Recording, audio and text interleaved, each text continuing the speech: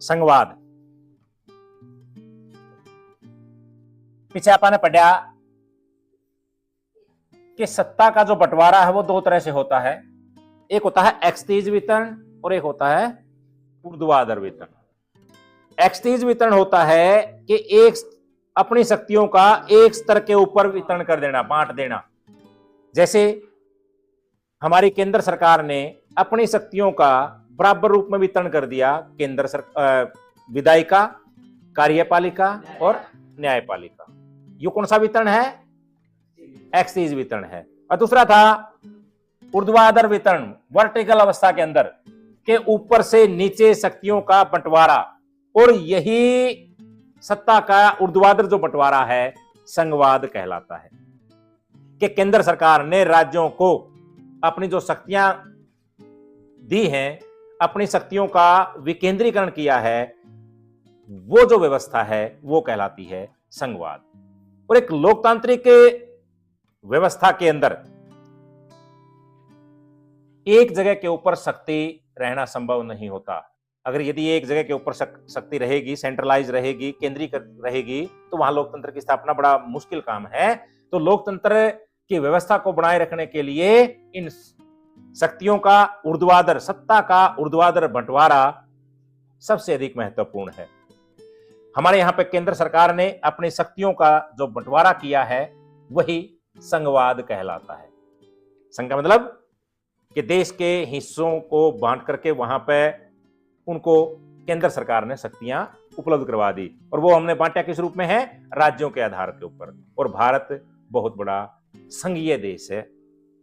विश्व के 25 देशों में जो शासन व्यवस्था है वो संघीय है। अब देख लो, विश्व के अंदर 206 के करीब देश हैं,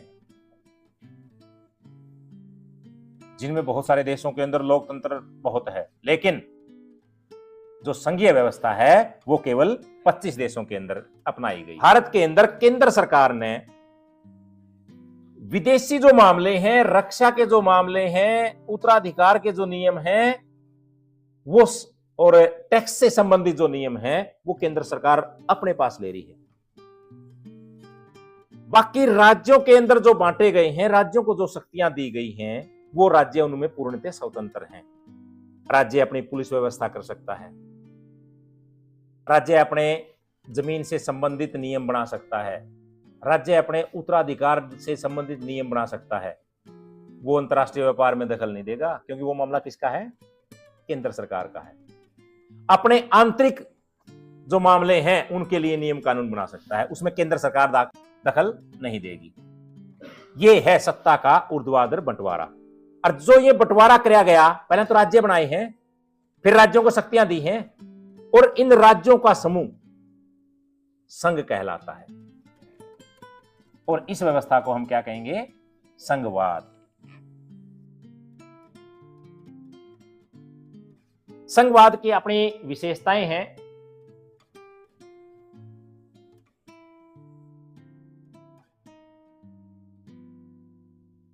संघवाद के अंदर सरकार 2 या अधिक स्तर वाली होती है। जैसे हमारे यहां पर कितने स्तर वाली है? 3 स्तर की सरकारें हैं, केंद्र सरकार, राज्य सरकार और स्थानीय सरकार। कितनी प्रकार की सरकारें हैं? 3, केंद्र सरकार, राज्य सरकार और स्थानीय सरकार। ये सत्ता का ऊर्ध्वाधर बंटवारा है। कुछ शक्तियां केंद्र सरकार ने रखी, कुछ शक्तियां राज्य सरकार को दे दी, कुछ शक्तियां स्थानीय सरकार को दे दी, स्थानीय शासन को दे दी। जैसे अपने म्युनिसिपल कमेटी है, सरपंच हैं, जिला परिषद है, ब्लॉक समिति है, मेंबर हैं। लेकिन ये तीनों सरकारें शासन किस पे करती हैं? नागरिक एक के है। तीनों सत्र की सरकारें अलग अलग हैं, लेकिन जो नागरिक समूह है जिसके ऊपर वो शासन करती हैं वो क्या हैं? एक हैं। अब हमारे ऊपर केंद्र सरकार के कानून भी लागू होते हैं, राज्य सरकार के कानून भी लागू होते हैं और स्थानीय सरकार के कानून भी लागू हमारे ऊपर ही होते हैं। तीनों सरकारें शासन एक ही नागरिक समूह के ऊपर करती हैं। विभिन्न स्तर के सरकारों के अधिकार क्षेत्र संविधान में वर्णित किए गए हैं। किन सरकारों को जो अधिकार दिए गए हैं यूं नहीं कि वह अपनी मर्जी से शासन चलाती हैं, नहीं, हमारे संविधान के अंदर उनके अधिकारों को वर्णित किया गया है कि आपके अधिकार ये हैं, आप इनसे बाहर नहीं जाएंगे। जैसे पुलिस से संबंधित राज्य सरकार का काम है, और देश के विदेशी मामलों से संबंधित, सुरक्षा से संबंधित वो हमारा केंद्र सरकार का काम है। वो सारी चीजें हमारे संविधान के अंदर वर्णित की गई हैं। संविधान सरकार के हर स्तर के अस्तित्व और प्राधिकार की गारंटी देता है। संविधान सरकार के हर स्तर के अस्तित्व और प्राधिकार की गारंटी देता है। हमारा संविधान हर सरकार को उसके अधिकारों की और उसके अस्तित्व से संबंधित है। हमारे संविधान में उसको गारंटी दी गई है कि आपके जो अधिकार हैं, किसी भी स्तर के ऊपर, जो भी स्तर की सरकार है, आपके अधिकार की सुरक्षा करना संविधान का काम है। संविधान के मौलिक प्रावधानों को कोई भी एक स्तर की सरकार नहीं बदल सकती। हमारे जो मौलिक अधिकार हैं, मौलिक प्रावधान हैं, उनको ना तो केंद्र सरकार बदल सकती है, ना राज्य सरकार बदल सकती है, और ना ही स्थानीय शासन। तीनों स्तर की सरकारों उनके अंदर किसी प्रकार का कोई बदलाव नहीं कर पाती, जो एक बहुत बढ़िया विशेषता है, लोकतंत्र की एक सबसे अच्छी विशेषता है। विभिन्न स्तर की सरकारों के बीच झगड़ों का निपटान करने के लिए एक सर्वोच्च न्यायालय दिया गया है, सुप्रीम कोर्ट दिया गया है, जिसमें हमारे जो मुख्य न्यायाधीश हैं, गवई,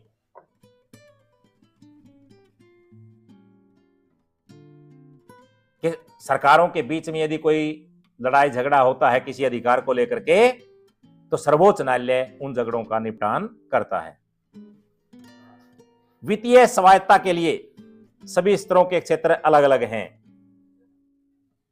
वित्तीय स्वायत्तता का मतलब क्या है कि धन खर्च करने से संबंधित, उनके धन एकत्रित करने से संबंधित, कि सरकार के काम कैसे चलते हैं, कहां से पैसा आता है, उसके लिए सभी स्तर जो कमाई के उनके साधन हैं वो अपने अलग अलग हैं। केंद्र सरकार के अपने अलग टैक्सेस से आते हैं, राज्य सरकार के अलग टैक्सेस से आते हैं, पंचायत की जो जमीनें हैं, जो ग्रामीण जो टैक्स लगता है, उसके द्वारा पंचायत की इनकम होती है। यानी कि अपने धन के लिए ये संस्थाएं स्वायत्त हैं, स्वतंत्र हैं। संघीय शासन व्यवस्था का जो उद्देश्य है वो देश की सुरक्षा को बनाए रखना है। भारत जैसे देश के अंदर विभिन्न धर्मों के, विभिन्न जातियों के और विभिन्न भाषाई क्षेत्र हैं, तो इस प्रकार के अलग अलग संस्कृति के लोग, अलग अलग भाषाओं के लोग, अलग अलग क्षेत्र के लोगों को एक जगह के ऊपर रखना ताकि देश का विभाजन ना हो, तो ऐसी व्यवस्थाओं में बनाए रखने के लिए, उनके अंदर एकता बनाए रखने के लिए क्षेत्रीय विविधताओं का पूरा सम्मान करता है संघवाद, क्योंकि सभी को अपने अनुरूप उनके अधिकार मिल जाते हैं। तो ये थी हमारे संघवाद की विशेषताएं।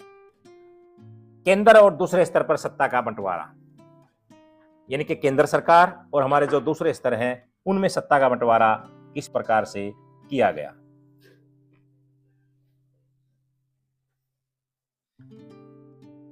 कि दो या दो से अधिक जो स्वतंत्र राष्ट्रों को एक साथ ला करके एक बड़ी इकाई गठित करना है। इनमें संयुक्त राज्य अमेरिका, स्विट्जरलैंड और ऑस्ट्रेलिया, ये ऐसे देश हैं जिनमें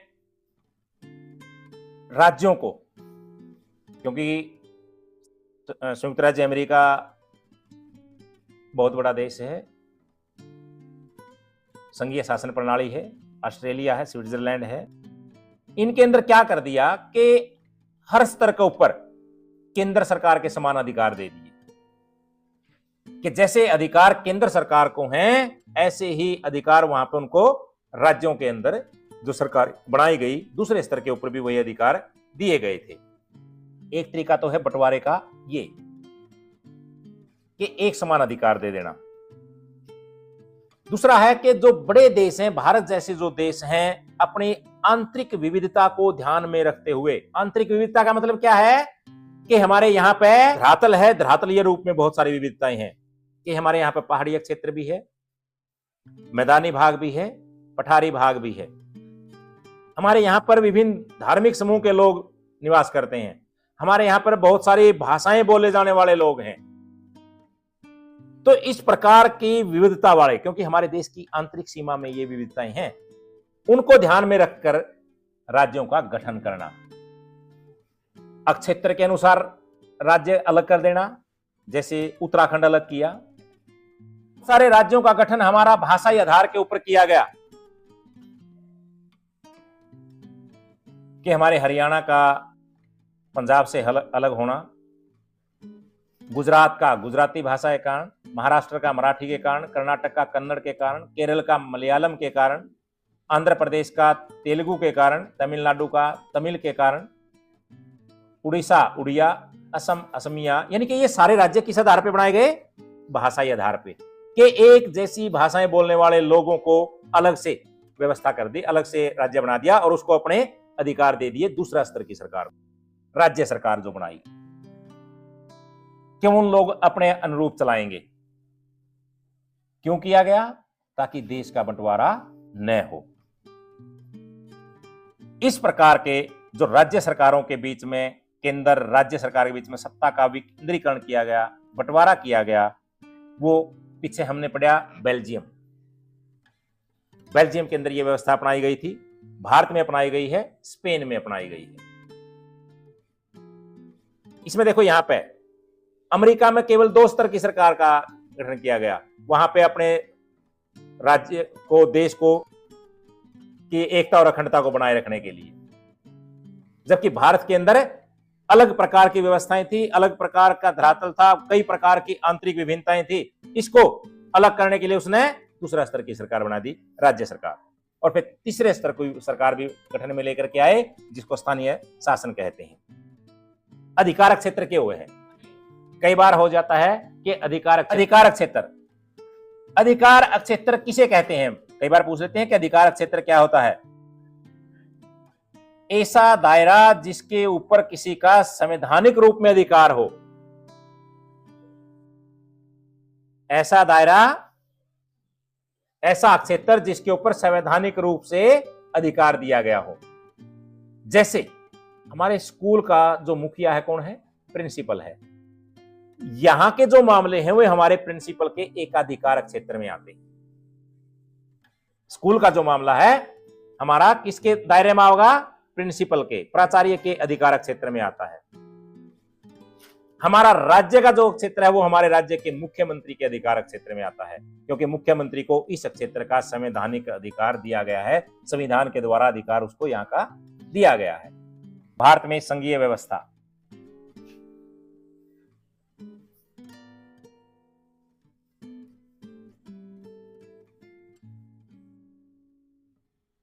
मैंने पहले भी बहुत बार बताया कि भारत हमारा क्षेत्रीय, भाषाई और धार्मिक विविधताओं वाला देश है। 15 अगस्त 1947 को आजादी के समय भारत में 562 रियासतें थी, रजवाड़े थे, देश एक नहीं था। अपने अपने रजवाड़े बना रखे थे, जैसे पटियाला का राजा, जींद का राजा, हैदराबाद का निजाम, मैसूर का, और जूनागढ़ का। इस तरह के कितने राजा थे?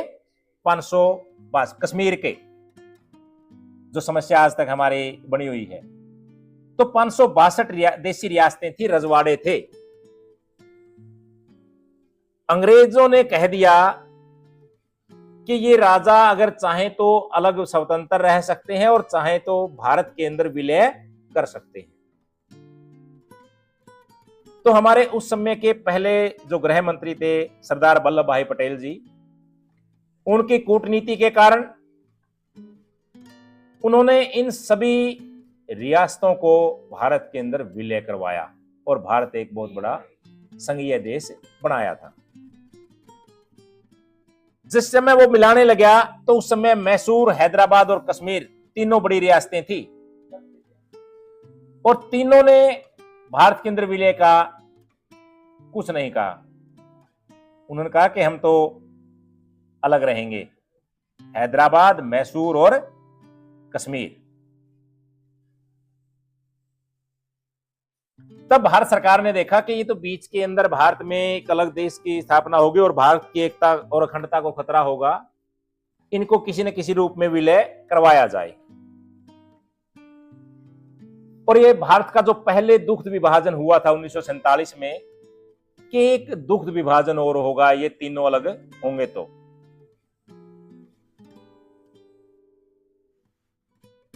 इन तीनों को छोड़ करके भारत जिस समय आजाद हुआ उसी समय लगभग रियासतें भारत का हिस्सा बन गई थी। भारत के अंदर उन्होंने विलय कर दिया था। इन तीनों को भी भारत के अंदर अपनी कूटनीतिक चाल के द्वारा, कूटनीतिक सूझबूझ के द्वारा उस समय के गृह मंत्री श्री सरदार वल्लभ भाई पटेल ने इनको भी भारत के अंदर विलय करवा दिया था। फिर भारत ने इन सबको एक जैसा अधिकार देने के लिए भारत को राज्यों का संघ घोषित कर दिया कि भारत एक ऐसा देश नहीं, अकेला देश नहीं है, भारत बहुत सारे संघों का, राज्यों का एक समूह है।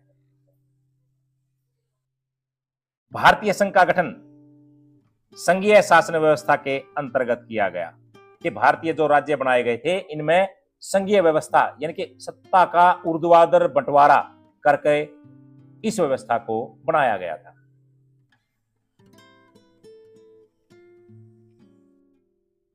संविधान ने 2 स्तरीय शुरुआती दौर में, अब तो कितने स्तर की है, 3 स्तर की, लेकिन शुरुआत में जब भारत का संघ घोषित किया गया तो उस समय केवल 2 स्तर की सरकारें दी गई थी, केंद्र सरकार और राज्य सरकार। हमारी जो केंद्र सरकार है वो पूरे भारत का प्रतिनिधित्व करती है,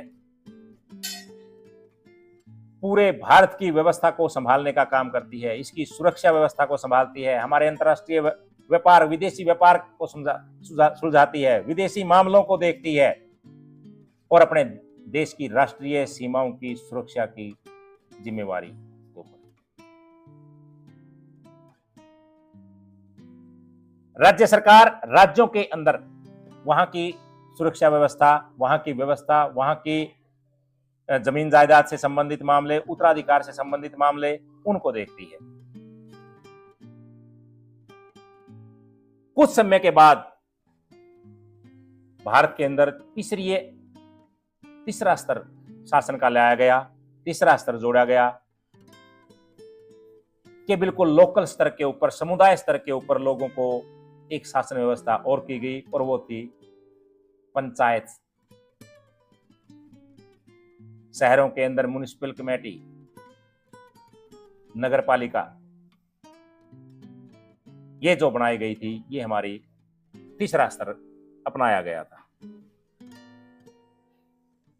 संविधान के अंदर स्पष्ट रूप से लिखा गया है केंद्र और राज्य सरकारों के बीच उनके जो विधायी कानूनन अधिकार हैं उनका बंटवारा किया गया है। ऐसे नहीं है, सारी की सारी चीजें हमारे संविधान में वर्णित की गई हैं।